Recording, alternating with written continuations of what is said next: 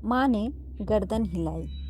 माँ को होश आ जाने पर अब बाबूजी को रखमा का ध्यान आया।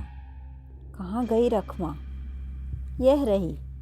चपरासी रखमा को पकड़कर ला रहा था। रखमा डर से कांप रही थी।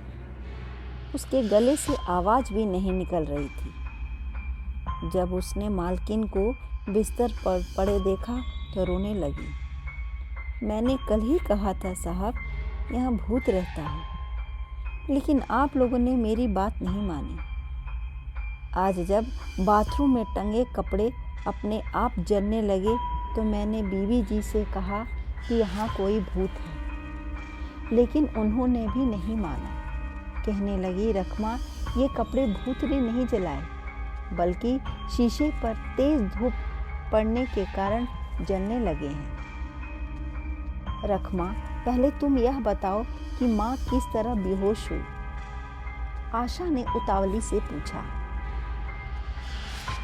शाम को चाय पीकर 3 बजे के लगभग बीबी जी कपड़े ठीक कर रही थीं। तभी एक भूत आया। उसने उसके सिर पर किसी भारी चीज से चोट की और बाथरूम में धकेल कर भाग गया। मैं बहुत डर गई थी, शायद बेहोश हो गई थी, क्योंकि जब होश आया तो देखा महादू मुझे पुकार रहा था। हाँ साहब, यह कोयला रखने की कोठरी में छिपी हुई कांप रही थी, चौकीदार ने बताया। नहीं, वह भूत नहीं, बल्कि एक आदमी था जो भागते समय मुझसे टकराया भी था। चौकीदार उषा की बात काटते हुए बोला, नहीं बेबी, यहाँ भूत जरूर है, तभी तो इसे सब लोग भूत बंगला कहते हैं। मैंने तो साहब से पहले ही कहा था कि यहाँ न रहें। अरे छोड़ो भी भूत प्रेत की बात, मैं इन सब में विश्वास नहीं करता। मुझे सभी ने पहले ही बता दिया था कि इस बंगले में भूत रहते हैं, लेकिन यह सब झूठ है। भूत प्रेत के डर से इतना बड़ा सरकारी बंगला बेकार पड़ा रहे, यह क्या बात हुई? आप ठीक कहते हैं बाबूजी, भूत प्रेत कुछ नहीं होते, जरूर कोई चोर लुटेरा होगा। हम एक दिन जरूर उसे पकड़ लेंगे। तभी माँ ने आंखें खोली और उठ बैठी। माँ सबको देखकर मुस्कुराई, फिर उन्होंने अपना सिर पकड़ लिया। उषा ने उन्हें डॉक्टर की दी हुई दवाई दी और कहा, आप सो जाइए, जल्दी ठीक हो जाएंगे। देर रात तक आशा और उषा दिन भर की घटनाओं की चर्चा करती रही थी। अब उन्हें याद आ रहा था कि स्कूल में लड़कियां उन्हें कितने आश्चर्य से क्यों देख रही थीं। जरूर वे इस भूत बंगले के बारे में बातें कर रही होंगी। तभी उन्हें बाहर कुछ आवाज़ें सुनाई दी। दोनों ने उठकर खिड़की से बाहर झांक कर देखा। कोई दिखाई तो नहीं दिया, पर सूखे पत्तों पर झाड़ियों के बीच किसी के चलने की आवाज़ें सुनाई दी। दोनों ने उठकर खिड़की से बाहर झांक कर देखा। कोई दिखाई तो नहीं दिया, पर सूखे पत्तों पर झाड़ियों के बीच किसी के चलने की आवाज़ें सुनाई दी। उषा ने धीमे से कहा, यहाँ तो कुछ दिखाई नहीं दे रहा है।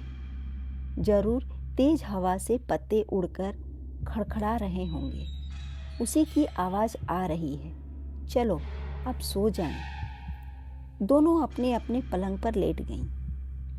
अभी आंख लगी ही थी कि रखमा की आवाज़ आई, बेबी बेबी उठो, भूत।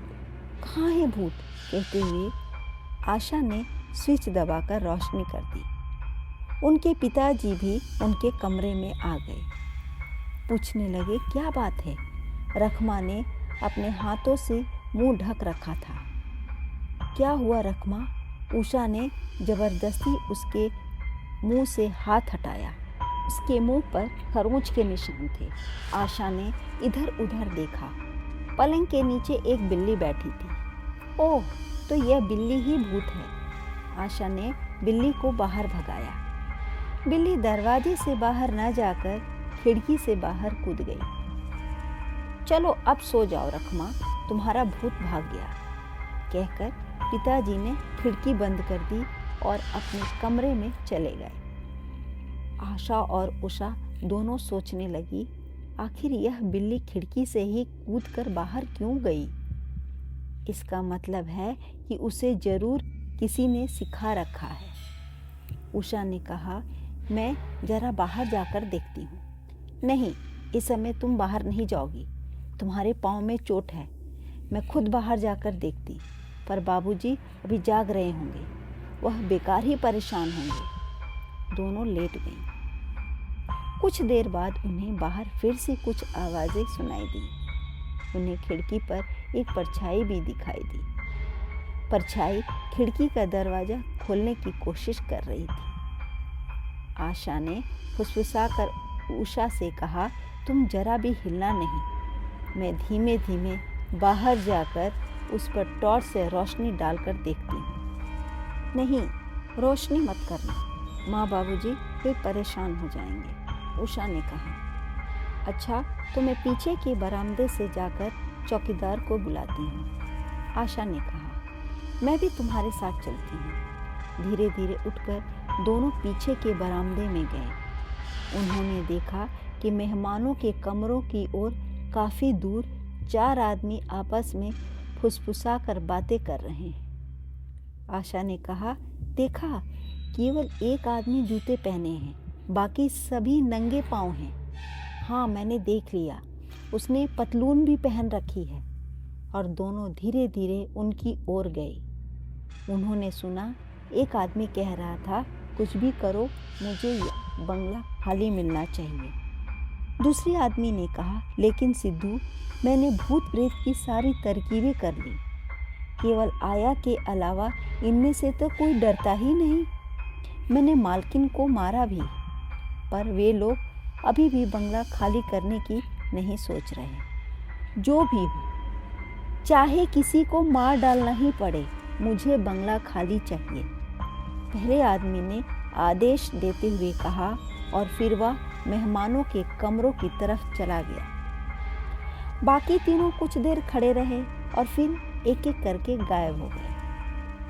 अब आशा उषा दोनों लौटकर बाबूजी के कमरे में गई और उन्हें सारी बात बताई। उन्होंने फौरन पुलिस को फ़ोन कर दिया। फिर बाहर आकर चौकीदार को आवाज़ दी। चौकीदार आया तो उन्होंने उससे कहा, चौकीदार, ठीक से रखवाली करना, खबरदार रहो। लड़कियों ने अभी कुछ लोगों को यहाँ बंगले में देखा है, जिससे डर गई हैं। आप फिक्र न करें साहब, मैं यहीं घूम रहा हूँ, कहकर चौकीदार जाने लगा। तभी आशा की नज़र चौकीदार के जूतों और पतलून पर पड़ी। उसने उषा को कोहनी मारकर दिखाया। आंखों ही आंखों में दोनों समझ गए। बाबूजी के अंदर जाते ही दोनों बाहर आ गए। उन्होंने देखा कि चौकीदार मेहमानों के कमरों की तरफ जा रहा है। आशा चौकीदार के पीछे भागी और फुसफुसा कर पुकारा, चौकीदार, चौकीदार। चौकीदार की समझ नहीं आया कि इतने पास से उसे कौन बुला सकता है। वह तेजी से दौड़ने लगा। आशा तो दौड़ में बहुत तेज थी। उसने दौड़कर एक जोरदार छलांग लगाई और चौकीदार को टंगड़ी मारी। चौकीदार मुंह के बल गिर पड़ा तो उसने चौकीदार को कसकर पकड़ लिया और उसके ऊपर चढ़कर बैठ गई। तभी उषा ने चिल्लाकर अपने माता पिता को बुला लिया। इतनी ही देर में पुलिस भी आ गई। चौकीदार को पुलिस के हवाला करते हुए आशा ने सारी बात बताई और पुलिस को मेहमानों के कमरों की ओर चलने के लिए कहा। तभी उन्हें कई लोगों के भागने की आवाज़ें सुनाई दी। पुलिस ने सभी को घेर कर पकड़ लिया। मेहमानों के कमरों की तलाशी ली गई तो रेलवे का चोरी किया हुआ बहुत सा सामान पकड़ा गया। पिछले 5 सालों से चोरों ने इसे अपना अड्डा बना रखा था। पुलिस इंस्पेक्टर ने चलते समय उषा और आशा की पीठ थपथपाते हुए कहा, अच्छा बहादुर बच्चियों, इन भूतों को पकड़कर मैं अपने साथ ले जा रहा हूँ। सभी खिलखिलाकर हंस पड़े। धन्यवाद।